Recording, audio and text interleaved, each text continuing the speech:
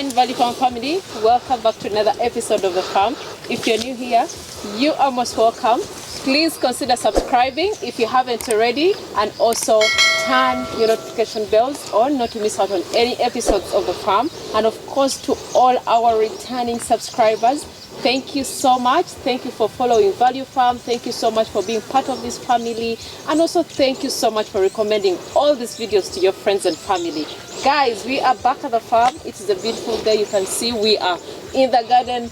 Beautiful views, fresh air. It is just amazing to be a farmer. I know most of you may think farming is something that is dirty, but dirty hands, clean money. That's what you have to know. Anyways, I have my co-director on standby who's going to say hello to you guys and also encourage our investors out there on business opportunities in this country. Grafton, you're most welcome. Thank you very much. Dirty hands, clean money. That should be on a t-shirt. I'm telling you. I've never heard that one before. But it should be on a t-shirt or a bumper sticker. So let that be your lodestar. Let that be your guiding light. When people talk about, oh, you're a farmer, don't say that under your breath now. My hands might be dirty, but my money is clean when you take it from me. All right? So, but guys, no, we're still here. You know, we'll get you guys The B-roll. Some B-roll. The view that's behind us. And yes, this is another part of the farm that belongs to VF, right? Yes. And just like I was saying in a previous video, making sure that you get land when you still can, because land is finite. We always say that to people. Mm-hmm. But in terms of like ways people are making real money in farming and just investing and investing wisely, there's so many different things you can do. You want to start us off? I know this is something that most people do not really look at most times, but we've talked about dairy goat farming. It is something that is really virgin in this country because we talk about meat goats, you know, boas, savannas. That is what we are focusing on, and everyone is running to that sector. But people are forgetting dairy goat farming is something that is something that can make you lots of money. We've talked with Grafton about it. We've discussed with other people who are currently doing it as well, but most people are not really thinking in that direction. I know Grafton has better words for that project. Please, Grafton. Guys, let me just say this, right? And you know, I'll bring it to you guys real. Yeah, true. When I was down in South Africa, and I'm going to name names. Yeah. My business partner and my brother, Steven, who actually just came back from the Netherlands, he had a passing in his family. My brother, we're thinking about you, we love you, and I hope you're doing okay. Yeah. But when he first went down to SA, this is somebody who never drank milk. He has sworn milk off for more than 15 plus years. And when he came down to SA, we went to a place there called Woolworth, and I got some goat milk. I was like, bro, you need to try this. He was like, man, I can't drink milk. I can't even enjoy ice cream. I said, Steve, you have to try this, because even if you can't drink regular cow milk, you should be able to drink this goat milk. He's like, there's no way.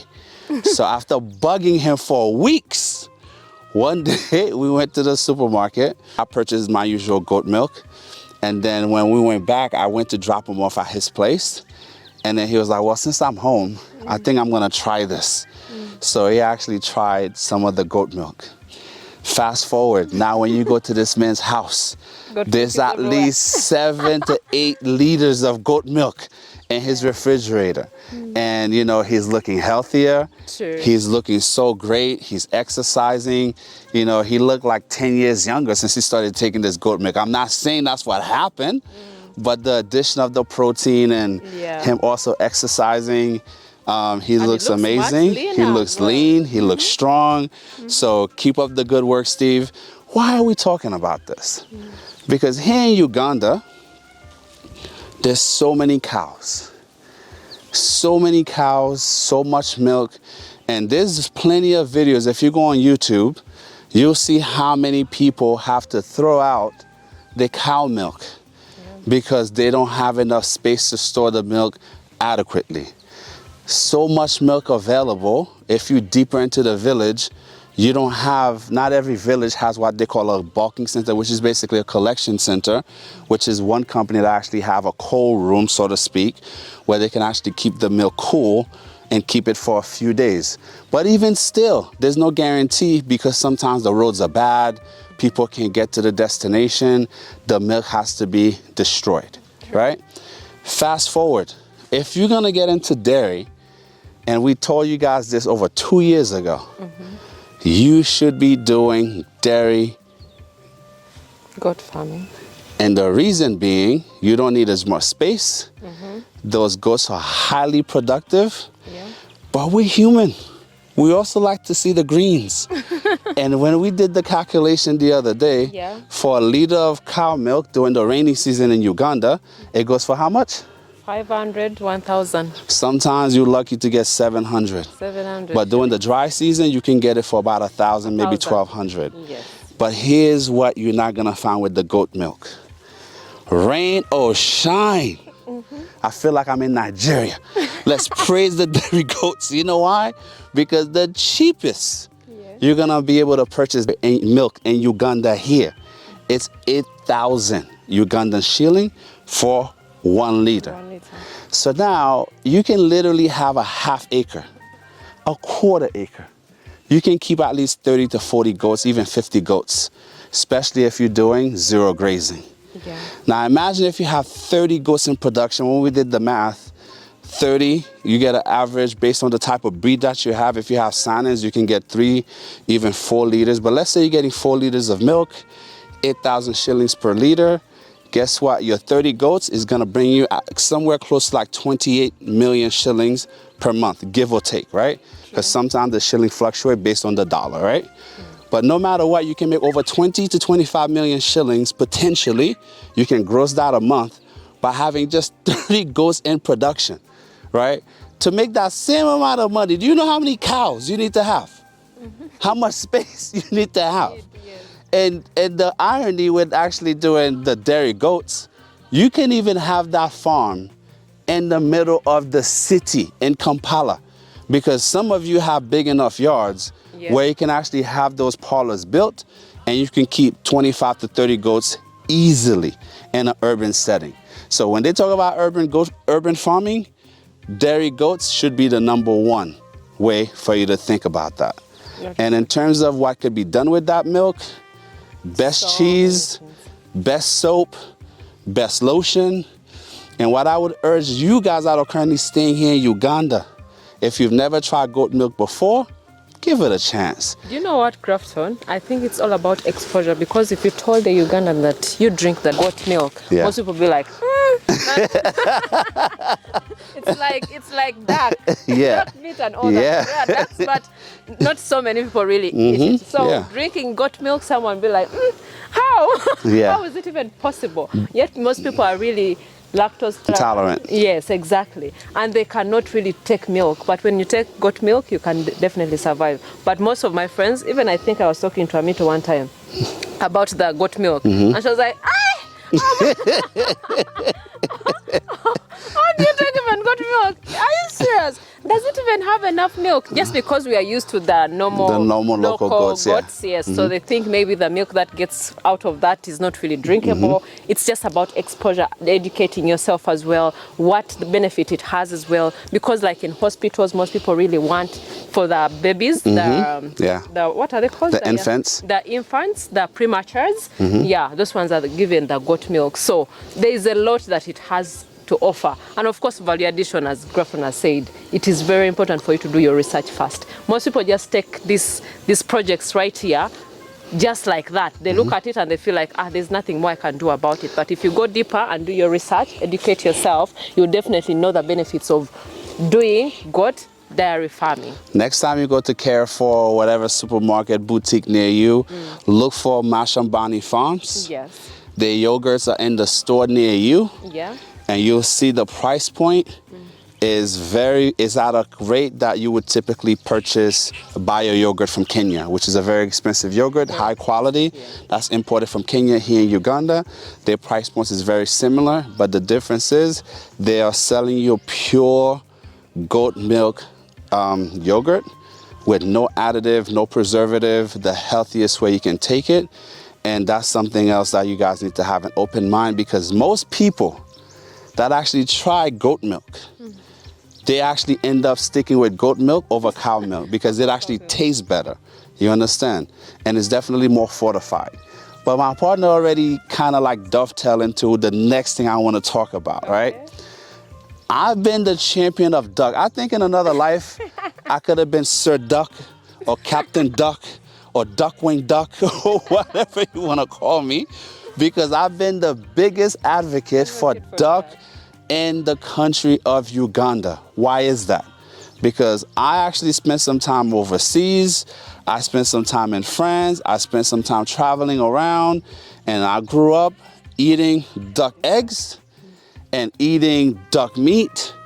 In Canada, there's nothing better than a nicely roasted goose around Christmas. But particularly ducks, the meat, especially when harvested at the right time, is second to none. And I'm not a fan of the fatty duck liver. They call it foie gras. You know, I think that's animal cruelty. What is the right time for duck? The right time it's harvested? Well, it depends. So basically, if you have pecking duck should never go beyond 4 months, right? Okay. So it's almost like the broiler chicken. You don't want to ever harvest a broiler chicken beyond once they hit that 2.5 month time frame, it's time to send it to its maker. But if you keep one of those birds beyond 4 months, then you know nobody's gonna want to take it off your hand. Okay. But pecking ducks are harvested at the 4 month time frame. Sometime 3.5 months they're ready to go, because that's the right size, that's the right time frame. You know, like the quality of the meat is much sweeter, much softer. But there's so many different breeds of duck. You know, a lot of you guys think the local Ugandan duck is trash, but it's one of the most highly sought after source of protein in America, throughout Canada, in Kenya. In fact, the Muscovy duck eggs, they're one of the most prolific layers out there. But that, when you think about duck, like the actual, I would say, the broiler of the duck family. Is you have your peckings, yes, they're definitely unique, they're delicious. But if you want a big boy, if you're having, Thanksgiving and you don't want to have a turkey, then you need to find yourself a Muscovy duck, because the Muscovies, they grow fast. They are very good at laying. One Muscovy duck can lay up to like 40, 50 eggs and could hatch out at least 75% of those eggs. So in terms of multiplication, they're easy to care for. There's a huge market for the eggs. Again, guys, I'll leave you with this on this topic. Okay. Because actually there's another duck farm here. There's a few of them here in Uganda. Yeah. There's one, Zirobre, where they had over 10,000 ducks. Yeah. And now there's another farmer here that's doing extremely well with their duck farm, where they actually have over 40 to 50,000 ducks. Yeah. Ask yourself, why would somebody invest so heavily in a sector if they were not reaping from it, right? Because no matter what, you still have to feed those animals.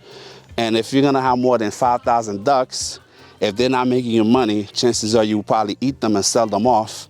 But I've been telling you guys for the longest time, there's plenty of room in the market. It's not too late to get in.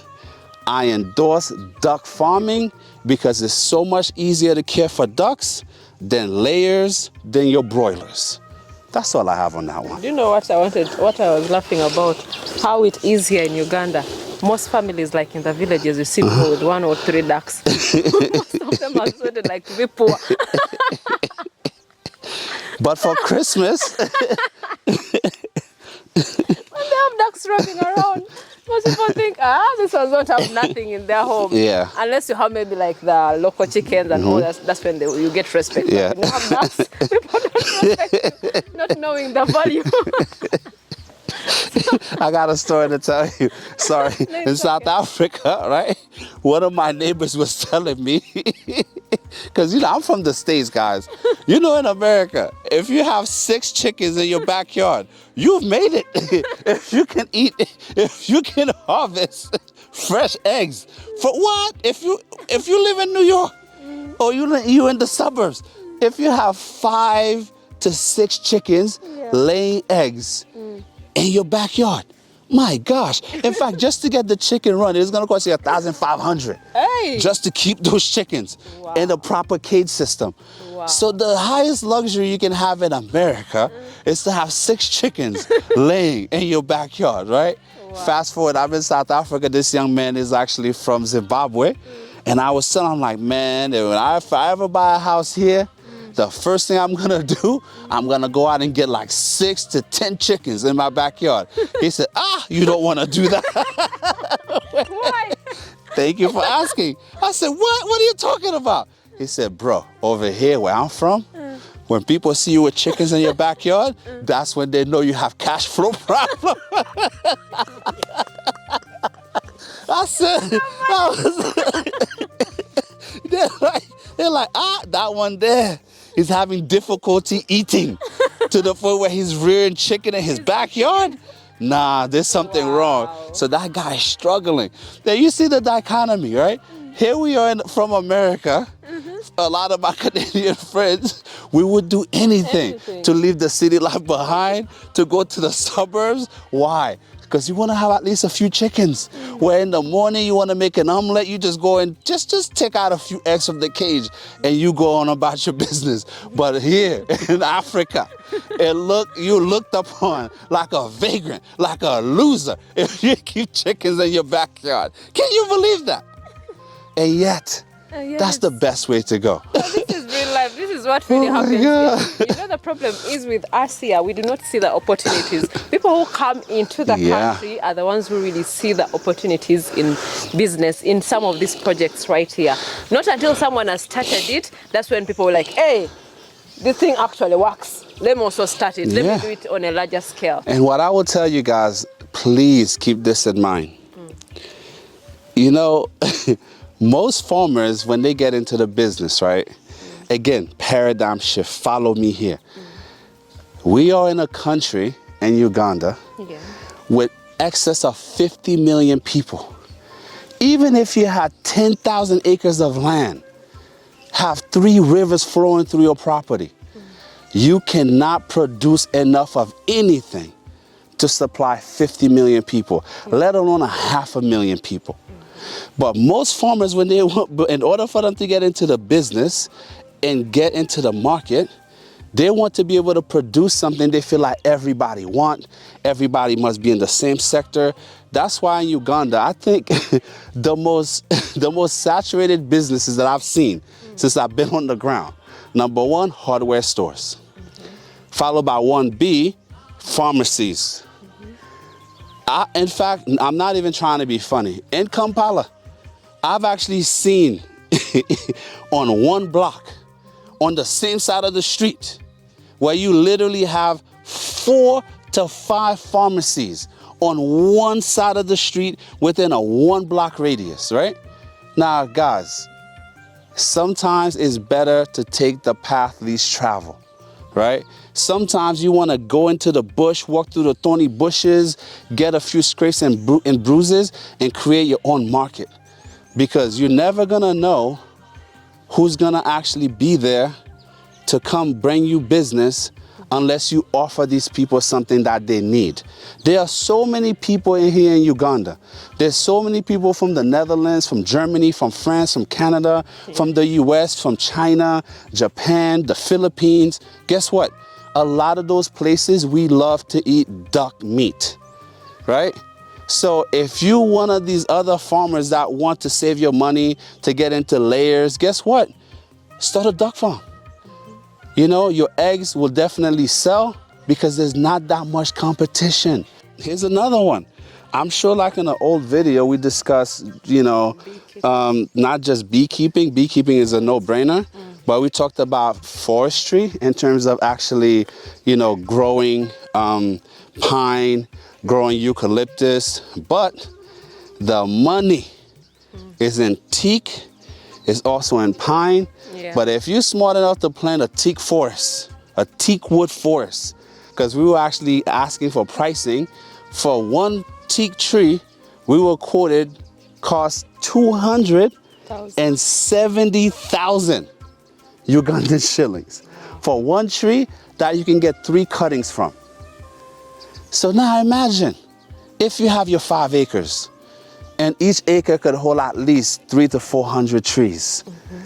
And then you just do the math, you know? And if you're fortunate to have enough, and the beauty about that specific type of farming, After you actually get the trees to the point where they've taken root and that they're growing, they reach a certain level, the maintenance is not very high. You can do your controlled burnings, or you can manage the underbrush for the first few years. But once those trees fully take off, that's like one of the easiest way you can make money in the world of forestry. So keep that in mind, because it's definitely needed. This is a virgin country that's developing. There will always be a strong need for wood, especially timber, for building, especially even bamboo wood, electric poles, but that's the eucalyptus, guys. But teak is very expensive. Great for barbecuing, great for smoking. So there's so many different applications for the byproducts that come from teak, right? Yeah. But same, go ahead. Sorry.